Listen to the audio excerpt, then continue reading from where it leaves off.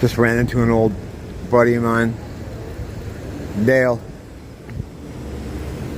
I'd seen him a couple times recently, but it was always like across the street or through a crowd, and I couldn't get over to him. But I ended up talking to him today. And Dale's like an old school street guy. He's been out here for decades, since I think the end of the 70s. And he's cool. He keeps to himself. He does his own thing.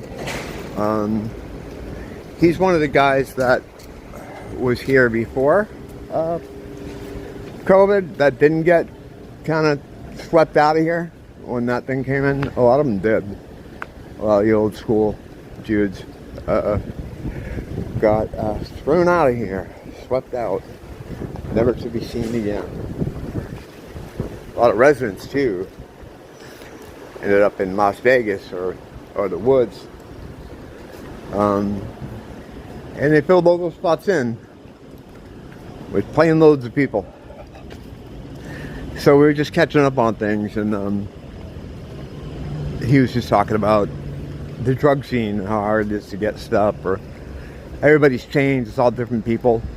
You know, a lot of the older guys we knew are gone. There's a world here that exists alongside this one of tourism and shopping and things, where of a sort of an underground kind of drug scene and underworld kind of thing that takes up the same space, and it happens all around everything else. But if you don't know it, you don't see it, you can't kind of perceive it. I've always been able to walk in both of them and know people in both and not have much of a problem. I don't do drugs anymore though, so it's not really much of an issue that the scene has changed so much. And when I say I don't do drugs, I guess I'll occasionally have a smoke. But if someone comes in from out of town that I haven't seen in a while, and they throw something down, you know, you gotta celebrate. But yeah, I'm not an active user. I don't go buying anything anymore. That came along with the God thing. Like once I started really understanding spiritual warfare and what was going on around me, it just felt natural not to be too fucked up all the time. There's that, you know, be sober, because you don't know the day or the time. And yeah, you really can't be impaired when the things that are happening around us are happening around us. But you know, a lot of people aren't hip to that. But since I am, I choose to abstain. So I haven't really found out who all the new players are. But he was telling me, he was like, yeah, I was trying to buy, I forget what he was trying to buy exactly. He's hard to understand sometimes. He's an older dude, and he's been really beat up from drugs. So sometimes I just gotta like smile and shake my head and pretend I understand him. But he was like, yeah, I was at this black guy's house, and I'm like, a black guy? And he's like, yeah, a black guy, because he remembers what it was like pre-COVID. It was really rare to see black people. You didn't see any. We just didn't have them. Same thing with Latinos too. You never saw a Latino person. I remember when I was downtown, I overheard a guy speaking Spanish. I had to fucking stop him and talk to him for 10 minutes about my old neighborhood. But yeah, it was just rare, you know, to run into him. And he's like, so that's this black guy's house, buying something. And he said he had boxes and boxes of stuff that looked like it came from a factory. He's like, I've never seen that much stuff in one place in my life. He said everything, every kind of anything you could want to buy, stacked up in boxes in his living room, like it was like it came from a warehouse or something. And he's been around for a long time. You know, he's he did coke with Journey on the Frontiers tour when they stopped in. Or was it Frontiers or was it I don't know. It might have been Raised on Radio. But yeah, he's lived a wild life. He's got tons of great stories, and he's one of the few guys who's like a street level dude who you can trust, you know, or at least I do, and my friends feel the same way. But yeah, so for him to say he's never seen that many drugs before, it's pretty fucking crazy, and it just makes me think right away, like CIA shit, you know. A new resident who, you know, who has, the way he described it to me just sounded like, it was so weird. Now, originally this whole demographic shift started with the drug dealers. It started in Chinatown, downtown area, when all the old heads that have been selling down there for years, island guys, were busted. And, you know, they all got busted in this huge thing, which wouldn't be hard because they knew where they were anyway. You know, in my opinion, the police work with a lot of these guys. And my thinking at the time was the CIA works with gangs, and they probably wanted better control over the drug trade here. So they busted all these guys, and they brought in a lot of guys from the mainland of the same type. Amish. No, yeah, it was just all black dudes. And they replaced all the regular sellers and causing a lot of problems because, you know, people would go to the regular spot, they'd be there, where's so-and-so? Well, I'm the guy now. Okay, well, I get this. Yeah, well, now it's cost this. A lot of that kind of shit going on. Just trouble. So that's where I thought it ended. And then I started seeing a lot more women and children. I'm like, well, I guess possibly they had to bring the gang members' families with them. I did. This all happened in real time on my channel. I talked about this as I went through the different stages of seeing it happening. And now it leads us to today, where they're just like a significant part of the population out here. Unnatural, completely unnatural. And then the thing about yeah, the way he's described it, he's like, yeah, it was like they came from a factory or something. So that sounds like the fucking feds to me. Sounds like a fed operation. Like, and I was asking, was it like evidence, like when you get stuff packaged out of evidence? And he's like, no, it wasn't like that. It was like someone was drop shipping them or something from a warehouse or something. I just never seen that much stuff before. Now, the fact that the guys got it all out in his living room, it's not a huge surprise, really. I mean, they don't think like that. But yeah, it was just crazy. And it, you know, it connects with all the other stuff, I guess. I noticed something coming up here too. I was taking note of, because I'm those filthy noticers that people hate. They don't like to notice things. They really don't like to do that. I'm not going to say what it is. Here's what I'm going to do. When I notice it, I'll prompt you and see if you notice it. Now, it might not happen, but it happened all the way up here. I was noticing a pattern here. And I'll bring it up when I see it. But yeah, so the drug trade has been affected quite a bit. Now, I don't know if that's because they wanted to add the fentanyl to the equation, because everything has fentanyl in it now. I'm not sure if these old heads would have distributed that stuff. These new guys, well, they don't give a fuck. They're not from here. They don't care about people here. They don't have respect for this place. They don't have respect for themselves. They don't give a shit. You know, they'll fucking murder you for a fucking fiver. That's why fucking the crime's out of control here now. I know I've mentioned it a million times, but it still blows my mind that 80% jump in homicide in 1 year. 22 to 23. In 22 to 23 had an almost 50% jump in violent crime. That's rapes, muggings, murders. It's kind of violence that just didn't exist here before. I can't tell you how many times I've seen, you know, people editorializing on a story like, we've never seen anything like this here. You know, we've never seen someone go into a jewelry store and, you know, put a gun in the old woman's face and smack. You know, we just didn't see that kind of stuff here. It's inner city shit. It didn't happen here. Because there are some bad dudes here for sure. Islanders, I mean, you know, you have a pretty crazy cult that actually runs everything. That talks a little bit about, and you can get, you can start showing information about that. I don't even know if I want to give you keywords for it. I live here, you know what I mean? I've talked about it before.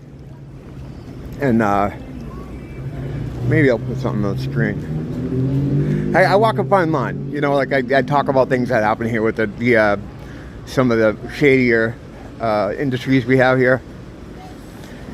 And I think I know what I can get away with. And you know, I guess one day when the ice cream truck comes and picks me up, then I guess I went a little too far. But yeah, it's things have changed here. The mood has changed. Crime is crazy. What I was saying was, there are a lot of islanders who are, you know, bad dudes, right? But they don't fuck up their own shit. They don't go into their own stores and stick guns in the faces of their aunties. Like, it's, they respect their ohana. Like, this is their home, this is their island. But a lot of those guys are gone now. And driven off to Vegas or community in the woods, you know, and all the spaces they used to live are all these new people who have imported all this crazy crime with them. And like I, you know, was mentioning, they took over the drug trade. You know, I thought originally that was just going to be a downtown thing, but no, it's a whole thing. You know, like Dale was just saying, it's just all new people. And yeah. So whatever. I mean, you know, it doesn't affect me that much, but it's just an interesting part of the story that I wouldn't have gotten because I don't travel in those circles anymore. I can though. That's the whole thing. I was saying earlier, I've always had the ability to do that. I've always done that.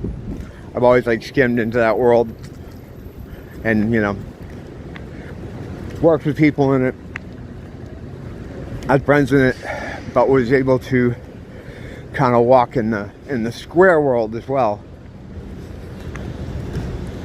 It takes a lot of acting sometimes. You know, sometimes I feel like I'm acting in both ways. You know, I feel myself like doing it, like change depending on who I'm talking to. I think a lot of people do that. You know, depending on who you're like talking to, you know, your demeanor might change, some of your vocabulary, the way you talk to people. Sometimes I have to punch above my weight conversationally, and sometimes I have to dumb myself down a little bit. You gotta roost in the hen house or wallow in the pigsty. I forgot we were noticing together. So turn the camera off. I didn't mean to do that. What we're looking for really are guys hanging on the corners with cell phones, around in and around the corners, and usually looking out into the street. My shoe came off. It was only when I spotted this that I remembered. Oh yeah, we're looking for this. I saw it all the way up. It happens at night too. I see that at night. I always tell me about it. It used to be like one dude kind of looking, and then these days it's sometimes at night it's a couple dudes now with the cell phones. I mean, it's obviously drugs, right? But we just never had it before. We never had something like that before. And walking up here, it was like every fucking block. I'm like, I gotta fucking record this next time. So far we only got one. There was one when I was talking to Dale, right by me. I usually steer clear because if you get, it's almost like a NPC in the video game. If you get too close, you activate them, and they'll just start like, you know, hey, what's up? You want whatever, you know, whatever stupid bullshit, trying to get you to come over to them. That's, as a rule, if you don't know me, I don't go over to you.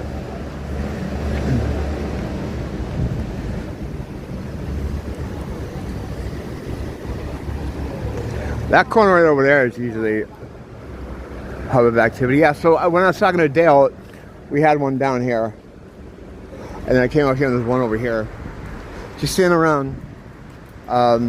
Just like you would see in like the inner city. You know, if you've ever lived in a bad neighborhood. I've lived in a couple of them for extended periods of time. And yeah, it's that. We never had that before, right? We got the CE guys here now too. And if you've ever lived in a bad neighborhood, you know what the CE guys are. We had a version of it, the Tibetan monk version of it, where there's like this little Chinese guys in these robes. Well, I don't know, this Tibet and China, I don't know how that works. But they're in these robes and they walk around with these bracelets. And they give them to you like, oh, peace and love and stuff. And then once you take the bracelet, then they start demanding money. In the hood, they do this with CDs, and this is just a, you know, it's a known thing. It still goes on, and it started happening here. Like I noticed there was a, didn't notice, they fucking came up to me, and I wasn't paying attention because I was thinking about something. I was working something out in my mind, which, you know, I'm always doing. And what I like to do is when people hand things out on the strip, I always try to take it from them because I feel bad because, you know, they're being paid to be out there trying to hand their ads out for, like, you know, restaurants or something, and people always pull them off. So I always go and I take their thing and I thank you, you know, and then just put it in my pocket or something. So I was doing that and I got a CD put in my hand. I'm like, oh, no. I just turned around. I was like, no, I don't want it. Take it. Get out of here. And, he was muttering threats under his breath as I walked away, but it's alright, he's not gonna do anything. I'm not afraid of him, that's for damn sure. A lot of people are, though. A lot of, especially when they haven't had to deal with them before. They don't know how to fight. They don't know what. They've never had them here before. They don't know what the situation is. You know, the Asian tourists are petrified. Don't empty their wallet to get them away from them. You know? I've seen it. Me and Nia laughed about it. It's like they don't even have to do a dance or anything for you. It's like, yeah, take $100. Take. You know, just get away from me. Here's money, you know. I know a couple other guys from the East Coast who have had experience with, you know, this kind of population. And you just, you know, there's a way you have to deal with it. There's a way you have to relate to them or talk to them or let them talk to you. How you doing, man? I always try to talk to people like that because you never know. He didn't look like he had a demon going though. The thing about the demon situation, I don't know if I ever mentioned this, is people don't have to be freaking out to have a demon in them. A lot of people are going through the day-to-day just normally, and they got demons in them that will come out at certain times or be triggered by certain things, or they'll just take over. So it's not like, and we've never seen this kind of stuff. Like, historically, if you see those old guys from the Vatican or the old clergymen on YouTube that talk about possession, it's a very, like, for them, it's like there's a family member who's causing trouble. They might be, you know, having problems, and they go and they try to root out the demon, you know. But I don't know if it's because the ubiquity of demonic presence in the current world, but they seem to just be jumping in and out of people now, or sitting in people and waiting for a moment to jump out. It used to be when you got one in you, at least historically from what I can see, you start to exhibit the symptoms of having one, and you're never really normal. Now this new kind of thing we have, within, I don't know, the last 10, 20 years, people can act normally. And they appear to be normal until it reveals itself to be inside them, and they can move around through people. They share a consciousness. I was watching a